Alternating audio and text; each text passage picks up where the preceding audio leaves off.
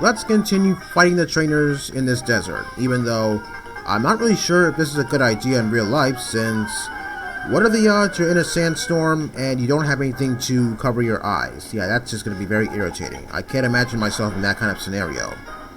Although, in the remakes, I like the fact that the character puts on the go goggles, so that way, I guess it's well known that the character is wearing the go goggles, so that way their eyes are protected. Oh, this Sand Slash is using Dig? Oh, great. Well, this thing is just wasting a lot of time since it can't hit me with Dig since I'm a flying type. Okay, I guess I'll go for Sand Attack, just so that way I don't waste any of my attacking moves. Okay, I guess maybe I should use Swift since... yeah, Sandville works wonders for Pokemon like Sand Slash, so I might as well just bypass that crap and go for Swift. Oh, more digging? Wow, stalling out the battle, huh? Jeez, I definitely hate that. Okay then, moving on to something else.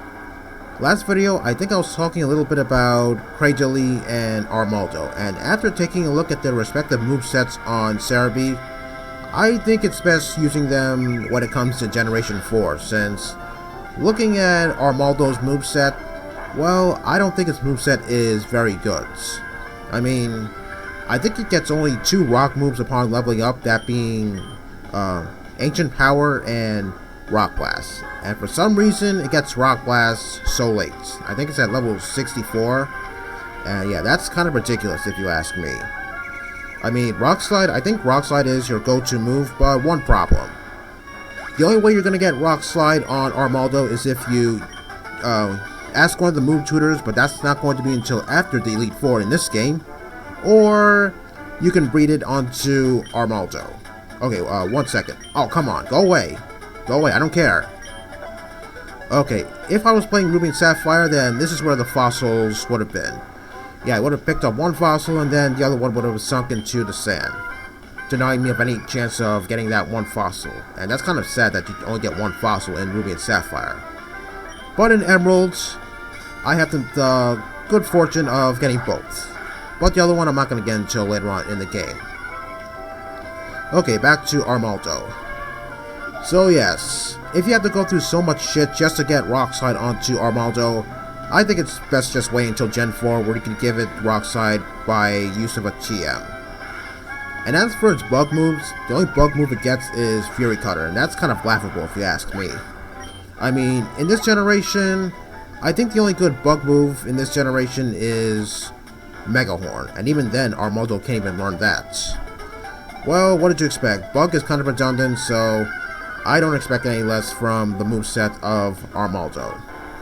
As for Cradily, well, I guess maybe I can use it just a little bit, but just like Armaldo, I think it's best waiting until Gen 4 where you can use it to its full potential, because just like Armaldo, Rock Slide is one of Lileep's egg moves, and that's kind of a shame.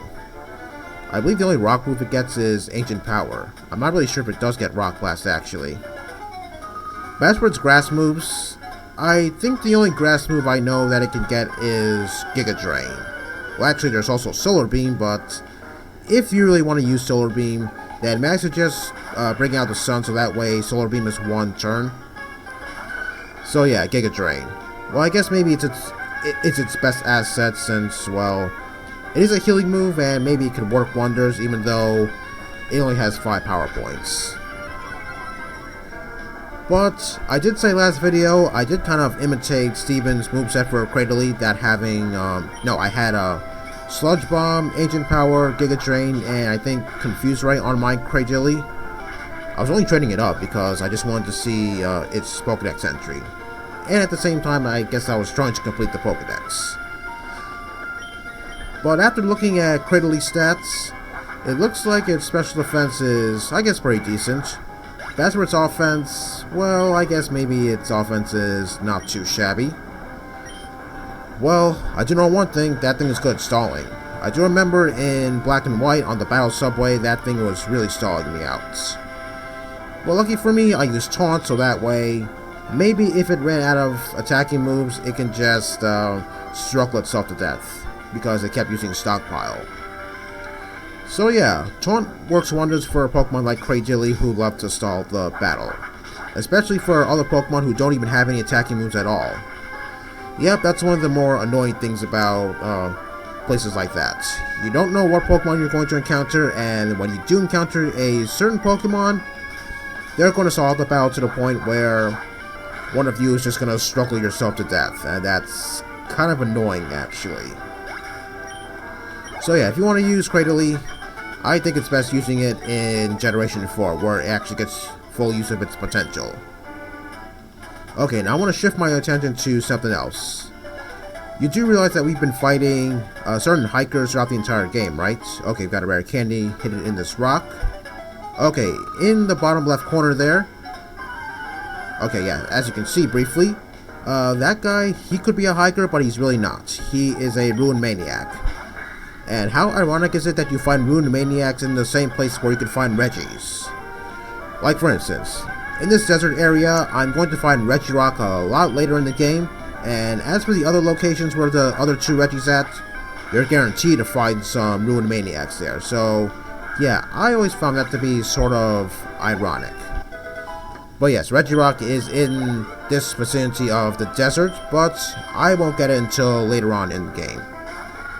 But for Regice, I want to say there's 2 Ruin Maniacs in the area where Regice is at, but I'm not too sure if that's actually the case. Even though, maybe I remember it. I think there is 2 Ruin Maniacs in the area where Regice is. Not 100% sure, but once I get to that one particular area, which will be, I guess, several videos from now, once I get Surf, maybe I'll prove that theory. Okay, I'm gonna grab this hidden item here because it is kind of obvious, don't you think? Okay, let's fight this Ruin Maniac here. Okay, moving on to something else. In Legends Arceus, I think I was in a very dangerous scenario, actually.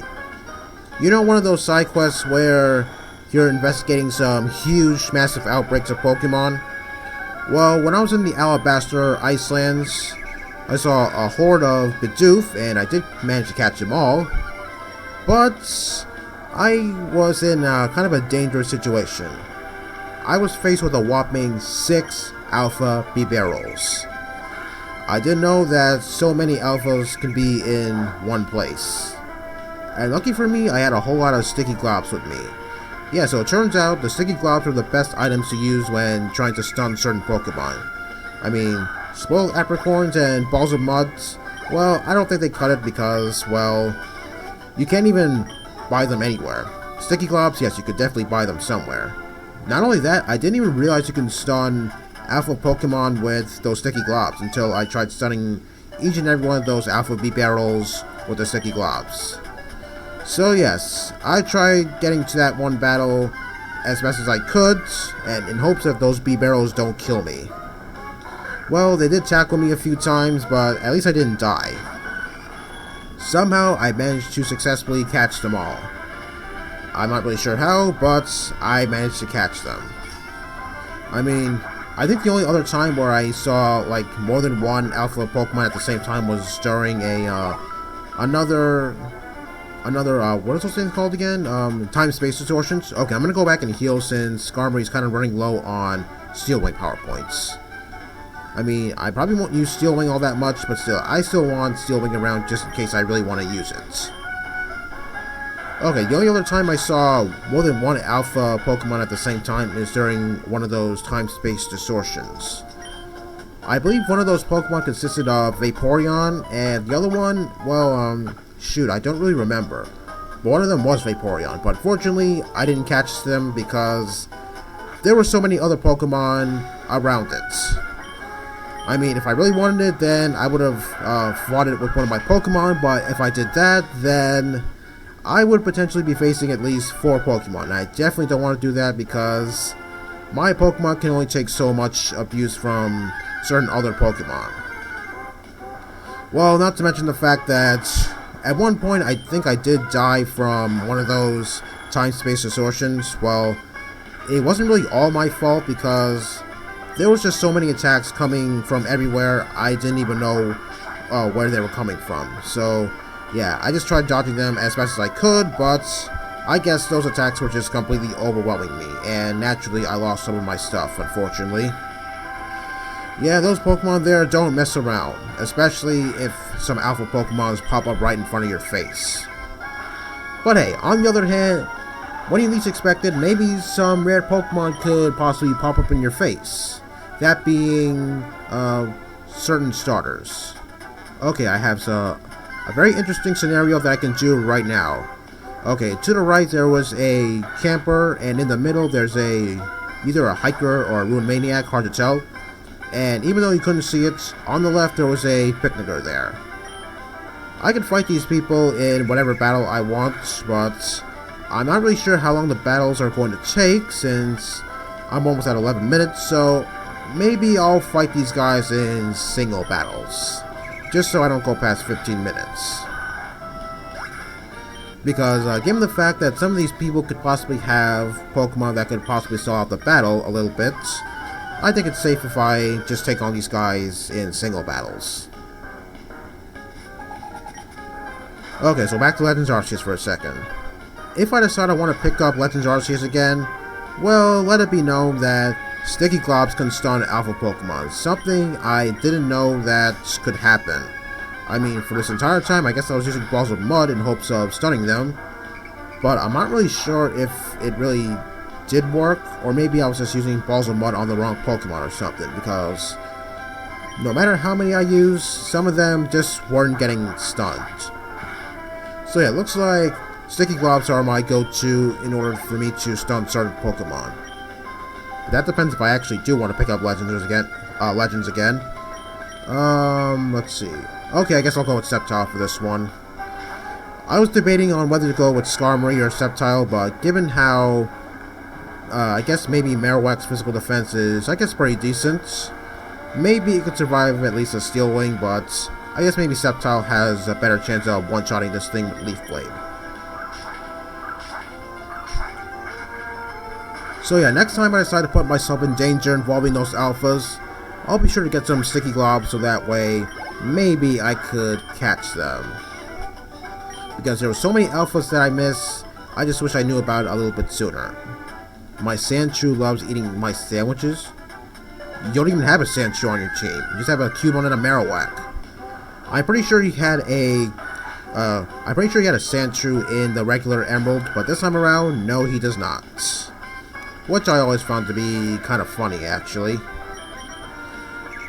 I really hate having to use Swift on all these Sandshrews and Sandslashes, but given the fact that these guys have Sandville and it works wonders for these Pokemon, I think it's pretty understandable why I have to use Swift, especially if they use Sand Attack. Wow, so many Sand moves. Okay, let's fight this guy right over here. Okay, given how I have 13 minutes, I don't think it was a good idea to fight the Ruined Maniac and the Picnicker to my left at the same time, since I'm probably going to go over 15 minutes. I mean, if I did fight those two in a double battle, then I would want Gardevoir in the second slot, and then maybe Gardevoir would trace Cacnea Sandvale over here. And just looking at this thing kind of reminds me of the anime where Gardenia is kind of strong enough to lift up a 113-pound Pokemon like Cacnea here.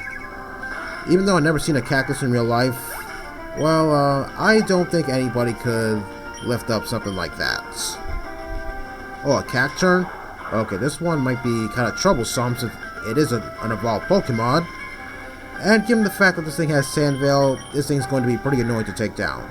Okay, but at least Air Cutter managed to connect. That's good. Oh wow, I one-shot it. Well, whatever. Cacturn was never really about defense anyway.